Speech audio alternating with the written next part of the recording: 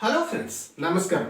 డిఎస్సికి మనం ఏ బుక్స్ చదవాలి అనే ప్రశ్నకు నిపుణులు చెప్పేటటువంటి మాట అకాడమీ బుక్స్ చదవాలి. అలాగే డిఎస్సిలో విజయం సాధించినటువంటి టీచర్స్ని అడిగినా కూడా వారు చెప్పేటటువంటి మాట కూడా డిఎస్సికి మనము అకాడమీ బుక్స్ చదవాలి అని అంటుంటారు. అటువంటి అకాడమీ బుక్స్ని ఆధారం చేసుకుని ఏపీలో ఎక్కడా లేని విధంగా టెట్, డిఎస్సి, ఎస్జిటి మరియు స్కూల్ అసిస్టెంట్ సోషల్ కంటెంట్కి సంబంధించి 6th class, 7th class, 8th class new academy బుక్స్లో బిట్ వచ్చే అవకాశం ఉన్న ప్రతి లైన్ని పరిశోధించి బిట్ బ్యాంక్ అంటే ప్రశ్నలు సమాధానాల పుస్తకం రూపొందించడం జరిగింది. అలాగే 9th class, 10th class new academy బుక్స్తో పాటు ఓల్డ్ అకాడమీ టెక్స్ట్ బుక్ అంటే 10th class old academy text బుక్లో బిట్ వచ్చే అవకాశం ఉన్నటువంటి ప్రతి లైన్ని పరిశీలించి మేము బిట్ బ్యాంక్ అంటే ప్రశ్నలు సమాధానాల పుస్తకం రూపొందించడం జరిగింది. 6th class, 7th class, 8th class book 1గా రూపొందించడం జరిగింది. అలాగే 9th class, 10th class new academy బుక్స్తో పాటు 10th class old academy text బుక్లో ఉన్నటువంటి బిట్స్ని మేము బిట్ బ్యాంక్గా రూపొందించడం జరిగింది. బుక్ 1 అంటే 6th class, 7th class, 8th class total bits ఉన్నటువంటి బిట్ బ్యాంక్ 300 రూపాయలు. అలాగే 9th class, 10th class new academy బుక్స్లో ఉన్నటువంటి బిట్స్తో పాటు ఓల్డ్ అకాడమీ బుక్లో ఉన్నటువంటి బిట్స్ కూడా మేము బుక్ 2గా రిలీజ్ చేయడం జరిగింది. బుక్ 2 400 రూపాయలు, బుక్ 1, బుక్ 2 రెండు కలిపి 700 రూపాయలు. మీకు కావాల్సిన వారు 9966466776కి లేదా 9850855212కి కాల్ చేసినట్లయితే మేము మీకు పోస్టల్ ద్వారా పంపించడం జరుగుతుంది. పోస్టల్ ఛార్జెస్ అదనంగా ఉంటాయి. మీరు ఈ బుక్స్లో ఉన్నటువంటి వీడియోస్ చూడాలనుకుంటే Kabir Isha spoken English YouTube ఛానల్లో చూడవచ్చు. మీరు బుక్స్ని కొనాలనుకుంటే కబీర్ ఇషా స్పోకెన్ ఇంగ్లీష్ ఛానల్లో ఉన్నటువంటి వీడియోస్ చూసిన తర్వాత కూడా కొనవచ్చు. అలాగే ఇంటర్మీడియట్కి సంబంధించి వీడియోస్ రిలీజ్ చేస్తున్నాము, మీరు ఛానల్లో చూడవచ్చు. అంటే కబీర్ ఇషా స్పోకెన్ ఇంగ్లీష్ ఛానల్లో ఇంటర్మీడియట్ సోషల్ కంటెంట్కి సంబంధించి కూడా మేము వీడియోస్ పెడుతున్నాము, చూడవచ్చు. చూసిన తర్వాత మీరు ఈ బుక్స్ కొనాలనుకుంటే కొనవచ్చు. హలో ఫ్రెండ్స్, నమస్కారం. ఈరోజు మనం 10వ తరగతి సాంఘిక శాస్త్రంలో భాగంగా 11వ పాఠం ఆహార భద్రత గురించి తెలుసుకుందాం.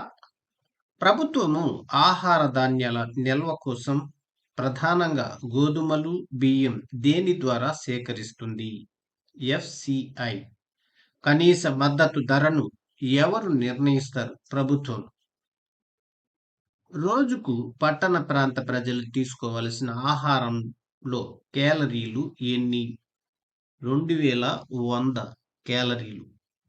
రోజుకు గ్రామీణ ప్రాంత ప్రజలు తీసుకోవలసిన ఆహారంలో క్యాలరీలు ఎన్ని? 2400 క్యాలరీలు.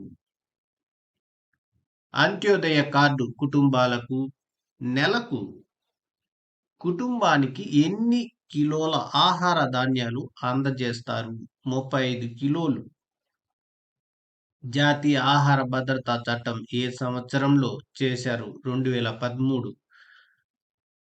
తక్కువ ఆదాయ వర్గాల వారికి ఆహార ఉత్పత్తులను సరఫరా చేయునది ప్రజా పంపిణీ వ్యవస్థ. 2018. జాతీయ ఆహార భద్రత చట్టం ప్రజల యొక్క ఏ హక్కుకు చట్టబద్ధత కల్పిస్తోంది? ఆహారం పొందే హక్కు. మధ్యాహ్నం భోజన పథకాన్ని అమలు పరిచిన మొదటి రాష్ట్రం ఏది? తమిళనాడు. జాతీయ పోషకాహార సంస్థ నెలకొని ఉన్న ప్రదేశం ఏది? హైదరాబాద్. 1943-45 సంవత్సరాలలో ఏ రాష్ట్రంలో తీవ్రమైన కరువు ఏర్పడింది? బెంగాల్. తలసరి ఆహార ధాన్యాల లభ్యత ఎక్కువగా కలిగి ఉన్న దేశం ఏది? అమెరికా. జొన్న, సజ్జ, రాగి, గోధుమలలో చిరు లేదా తృణ ధాన్యం కానిది ఏది? గోధుమ. ఏ రాష్ట్రంలో ప్రజా పంపిణీ వ్యవస్థ చక్కగా పనిచేస్తుందని అధ్యయనాలు తెలుపుతున్నాయి? తమిళనాడు. ఆహార ధాన్యాల కొనుగోలుకు ప్రభుత్వం నిర్ణయించు ధరనేమంటారు? కనీస మద్దతు ధర. అంగన్వాడీకి వచ్చే పిల్లల వయస్సు ఏ సంవత్సరాల మధ్య ఉంటుంది? 1 నుండి 6 సంవత్సరాల మధ్య. ప్రపంచంలో కెల్లా అత్యంత పెద్ద పాఠశాల భోజన పథకం ఏ దేశంలో అమలవుతుంది? భారత్. భారతదేశ గ్రామీణ ప్రాంతాలలో ఎంత శాతం ప్రజలు కేలరీల దృష్ట్యా తినవలసిన దానికంటే తక్కువ ఆహారం తీసుకుంటున్నారు? 80%. ఆహార ధాన్యాల దిగుబడి పెంచటం కోసం చేపట్టిన కార్యక్రమంను ఏమన్నారు? హరిత విప్లవం. భారతదేశంలో ప్రజల మొత్తం వినియోగంలో ఎంత శాతం బియ్యం, ఎంత శాతం గోధుమలు చౌక ధరల దుకాణాల నుంచి కొనుగోలు చేస్తున్నారు? వరుసగా 39%, 28%. బిఎంఐని విస్తరింపుము. శరీర బరువు సూచిక బాడీ మాస్ ఇండెక్స్. ఎఫ్సిఐని విస్తరింపుము. భారత ఆహార సంస్థ ఫుడ్ కార్పొరేషన్ ఆఫ్ ఇండియా ఎంఎస్పిని విస్తరింపుము. కనీస మద్దతు ధర మినిమం సపోర్ట్ ప్రైస్. పిడిఎస్ని విస్తరింపుము. ప్రజా పంపిణీ వ్యవస్థ పబ్లిక్ డిస్ట్రిబ్యూషన్ సిస్టమ్. ఆరోగ్యవంతుని బిఎంఐ సాధారణ బిఎంఐ ఎంత? 18.5. బరువు చాలా తక్కువగా ఉన్న తీవ్ర పరిస్థితి మొత్తం మీద ఎంత శాతం పిల్లల్లో ఉంది? 16%. బిఎంఐ 25 కంటే ఎక్కువ ఉంటే ఎలా పరిగణిస్తారు? ఊబకాయం. రోజుకు ప్రతి వ్యక్తి 300 మిల్లీలీటర్ల పాలు తీసుకోవలసి ఉండగా ఎన్ని మిల్లీలీటర్లు మాత్రమే లభ్యత ఉంది? 210 మిల్లీలీటర్లు. సంవత్సరంలో ప్రతి వ్యక్తి 180 గుడ్లు తీసుకోవలసి ఉండగా ఎన్ని లభ్యత ఉన్నాయి? 30. పురుషులలో తీవ్ర శక్తి లోపం ఎంత శాతం? ఊబకాయం ఎంత శాతంగా ఉంది? 35%, 10%. మహిళల్లో తీవ్ర శక్తి లోపం ఎంత శాతం? ఊబకాయం ఎంత శాతంగా ఉంది? 35%, 14%. సగటున ప్రతి వ్యక్తికి ప్రతిరోజు లభ్యతలో ఉన్న ఆహార ధాన్యాలు సంవత్సరానికి లభ్యతలో ఉన్న ఆహార ధాన్యాలు డివైడెడ్ బై జనాభా బై 365. 1 టన్నుకి ఎన్ని కిలోలు? 1000 కిలోలు. అందరిలో శారీరక శ్రమ, కష్టమైన పనులు చేసేది ఏ ప్రాంతవాసులు? గ్రామీణ ప్రాంతవాసులు. భారత ప్రభుత్వం భారత ఆహార సంస్థ ద్వారా కొని నిల్వ చేసే ఆహార ధాన్యాలను ఏ విధంగా పిలుస్తారు? బఫర్ నిల్వలు. శారీరక ఎదుగుదలకు, కణజాల పునరుద్ధరణ కోసం దోహదం చేసేవి ఏవి? చిక్కుళ్ళు, పప్పులు, మాంసం, గ్రుడ్లు. 3 నుండి 5 సంవత్సరాల పిల్లల్లో తక్కువ బరువు ఉన్న పిల్లలు గుజరాత్ రాష్ట్రంలో ఎంత శాతం మంది ఉన్నారు? 58%. 3 నుండి 5 సంవత్సరాల పిల్లల్లో తక్కువ బరువు ఉన్న పిల్లలు కేరళ రాష్ట్రంలో ఉన్నారు. అయితే ఎంత శాతం మంది కేరళలో ఉన్నారు?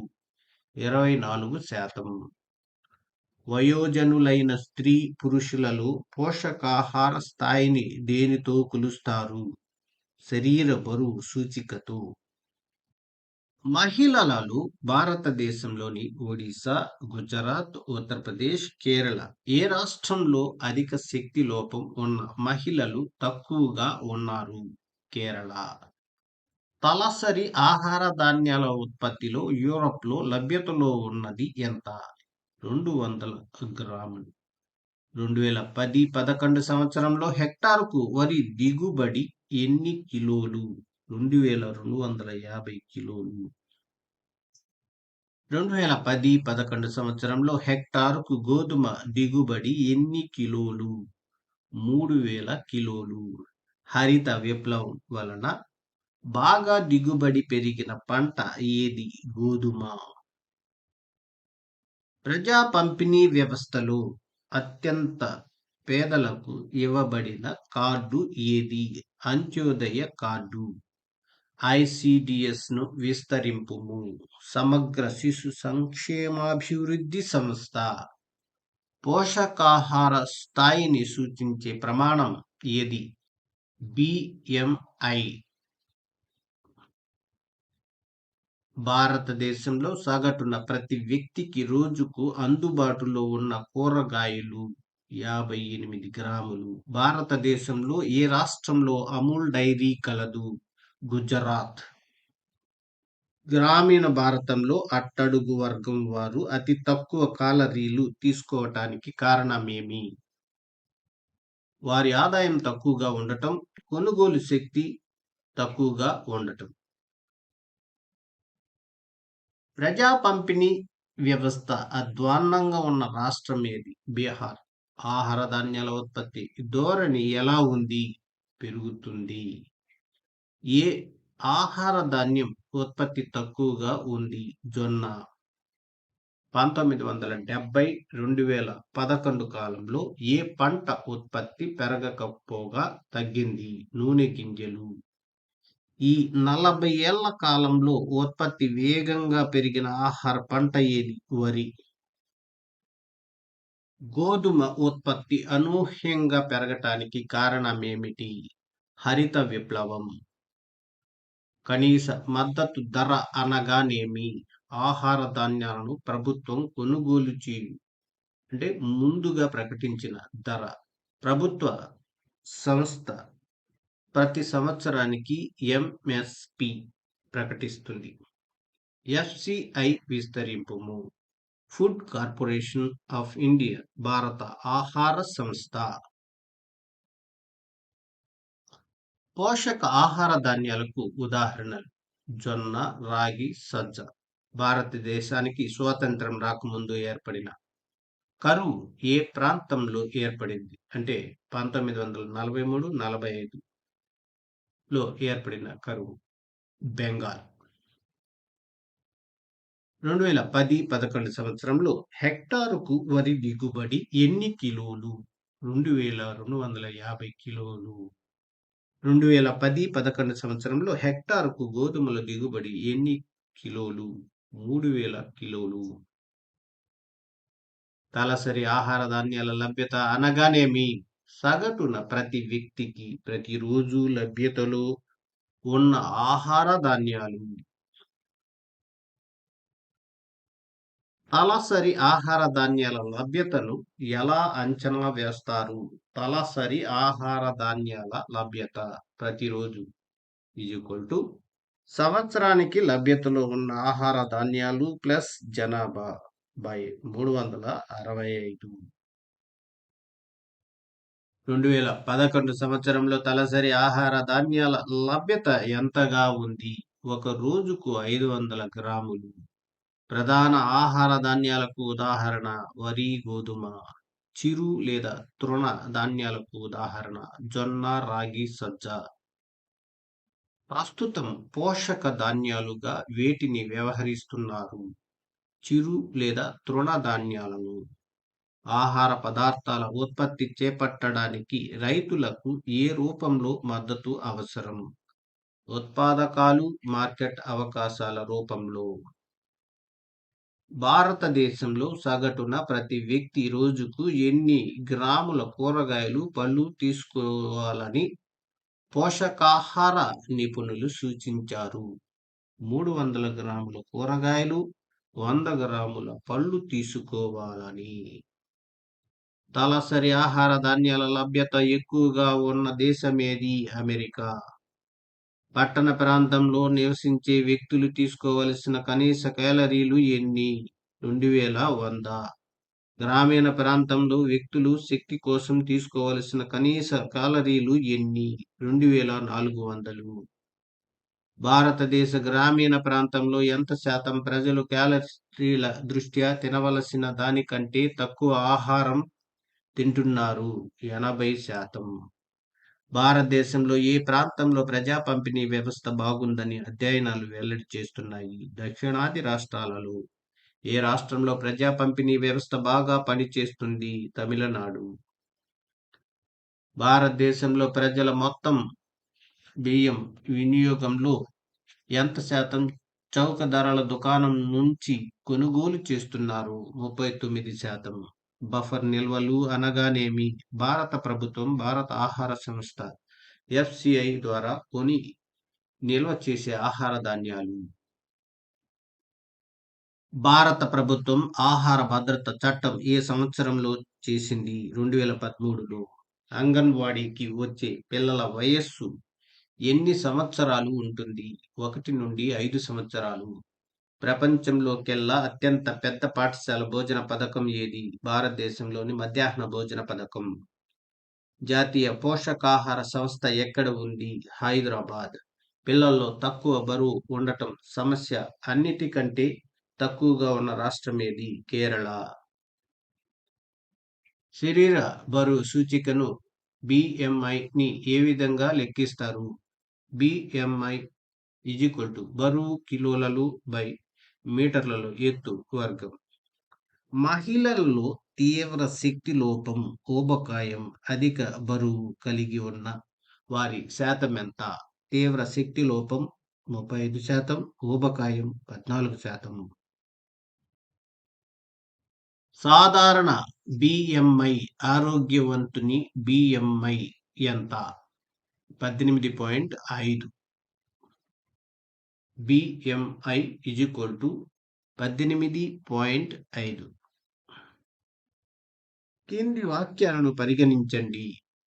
రోజుకు పట్టణ ప్రాంతాల్లో 2100 క్యాలరీలు, గ్రామీణ ప్రాంతాల్లో 2400 క్యాలరీలు శక్తిని ఇచ్చే ఆహారాన్ని తీసుకోవాలి. కాలరీల వినియోగం 1983తో పోలిస్తే 2004 నాటికి పెరిగింది. పై వాక్యాలలో సరైనది ఏది? 1 మాత్రమే, 2 మాత్రమే, 1 మరియు 2, 2 కావు. జవాబు 1 మాత్రమే. క్రింది వానిలో సరి అయిన జతను గుర్తించండి. ఆహార ధాన్యాల ఉత్పత్తి, హరిత విప్లవం, ఆహార ధాన్యాల తలసరి లభ్యత, ఆహార ధాన్యాల లభ్యత ప్లస్ జనాభా, ఆహార ధాన్యాల అందుబాటు, ప్రజా పంపిణీ వ్యవస్థ, బఫర్ నిల్వలు, జాతీయ పోషకాహార సంస్థ. జవాబు బఫర్ నిల్వలు, జాతీయ పోషకాహార సంస్థ. క్రింది వానిలో సరికాని జతను గుర్తించి రాయండి. ఎంఎస్పి కనీస మద్దతు ధర, ఎఫ్సిఐ ప్రపంచ ఆహార సంస్థ, బిఎంఐ శరీర బరువు సూచిక, పిడిఎస్ ప్రజా పంపిణీ వ్యవస్థ. జవాబు ఎఫ్సిఐ ప్రపంచ ఆహార సంస్థ. క్రింది వానిని సరిగా జతపరచండి.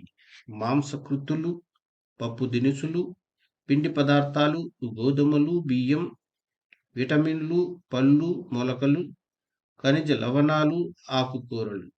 జవాబు 1A, 2B, 3C, 4D. Friends, video నచ్చితే లైక్ చేసి, షేర్ చేసి, సబ్స్క్రైబ్ చేసుకోండి. అలాగే బెల్ ఐకాన్పై క్లిక్ చేసినట్లయితే మన కొత్త నోటిఫికేషన్స్ మీకు అందుతూ ఉంటాయి. Thank you for watching this video.